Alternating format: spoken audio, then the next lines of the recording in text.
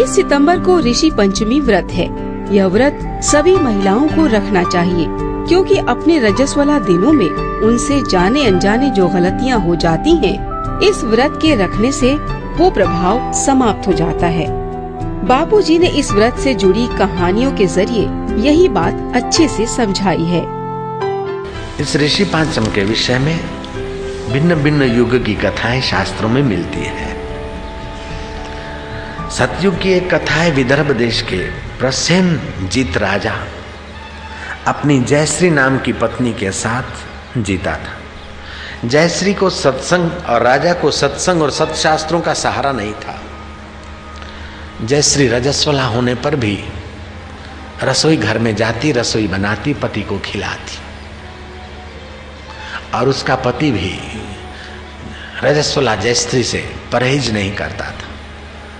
रजस्वला स्त्री के साथ बैठने उठने से पुरुष की मति का जो सूक्ष्म विकास होना चाहिए वो स्थगित हो जाता है। समय पाकर प्रसेनजीत की मृत्यु हुई। बुद्धि मोटी होने के कारण वो बैल बना, और स्त्री ने रजस्वला दिनों में भी रसोई घर में रसोई बनाई और अपने पुत्र और परिवार को खिलाई। उस दोष के प्रभाव से उसको कुतिया का शरीर मिला, ऐसी कथा आती। रजस्वला होने पर भी रसोई घर में रही और अपने अशुद्ध हाथों से भोजन कराने का पाप उसको भुगतने के लिए कुत्ती का शरीर मिला, ऐसी कथा आती है। फिर क्या हुआ महाराज कि देव योग से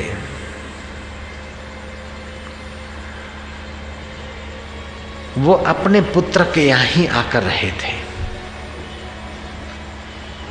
और पुत्र पशुओं की भाषा जानता था, और देव योग से वो पूर्व जीवन उनका जान लिया।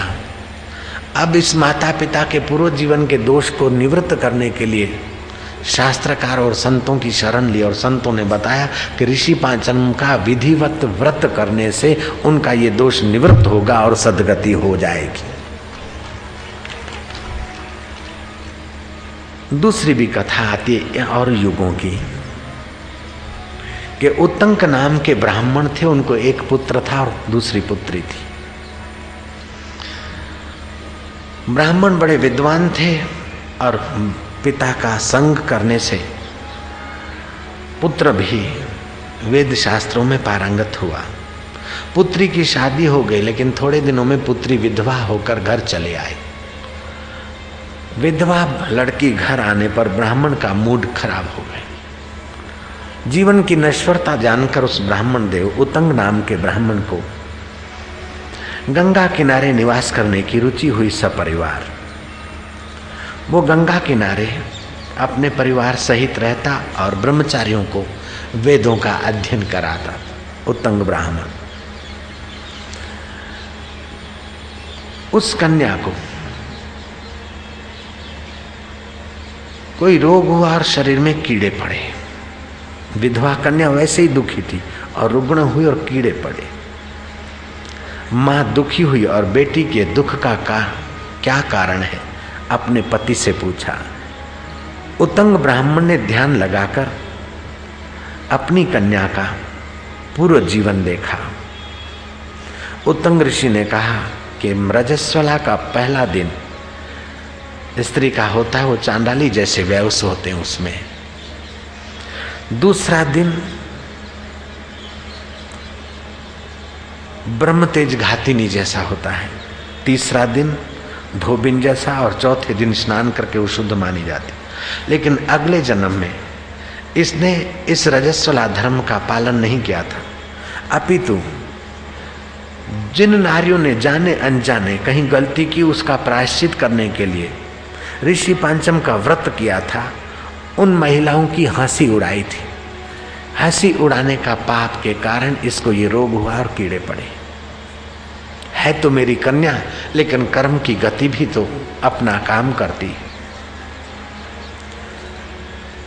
अब एक ही उपाय है कि ऋषि पंचम का व्रत किया जाए, प्रभात काल उठे और स्नान आदि करे,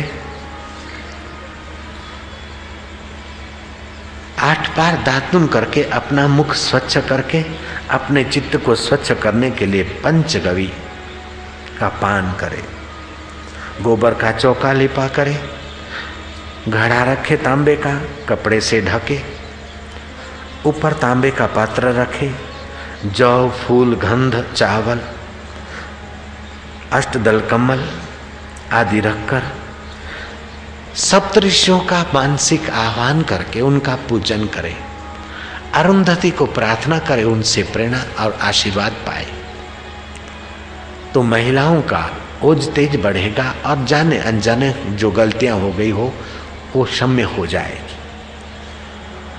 और आने वाले वर्ष में कुटुंब के और व्यक्ति रसोई बनाकर रजस्वला दिनों में परिवार को खिलाएं, ऐसा थोड़ी व्यवस्था करें तो परिवार के व्यक्तियों की बुद्धि तेजस्वी रहेगी।